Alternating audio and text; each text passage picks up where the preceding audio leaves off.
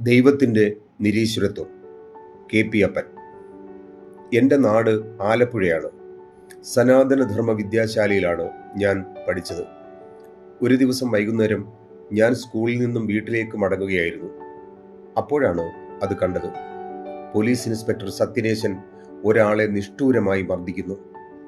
അയാൾ ഒരു കമ്മ്യൂണിസ്റ്റ് രാഷ്ട്രീയ പ്രവർത്തകനായിരുന്നു. അയാളുടെ ചുണ്ടുകളിൽ നിന്ന് ചോര ഒലിക്കുന്നുണ്ടായിരുന്നു.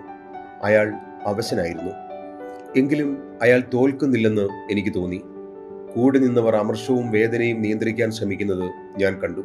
വാസ്തവത്തിൽ ചോര കൊണ്ട് മാത്രം വീട്ടേണ്ട ഒരു കടമായിരുന്നു അത്. എന്നാൽ ഒന്നും സംഭവിച്ചില്ല. അതിനു പകരം സത്യനേശൻ സത്യൻ എന്ന ചലച്ചിത്ര നടനായപ്പോൾ ജനങ്ങൾ അദ്ദേഹത്തിന് സ്നേഹവും ആരാധനയും നൽകി, പൂജിച്ച് സ്വീകരിച്ചു. ഇതാണ് ദൈവത്തിൻ്റെ നിരീശ്വരത്വം. പിൽക്കാലത്ത് സത്യൻ എന്ന നടന്റെ സിനിമകൾ കണ്ടപ്പോൾ ആദ്യമൊക്കെ അവയുമായി ഇണങ്ങിപ്പോകാൻ എനിക്ക് പ്രയാസമായിരുന്നു. ഇതെൻ്റെ ഓർമ്മയുടെ ദൈവനിഷേധമാണ്.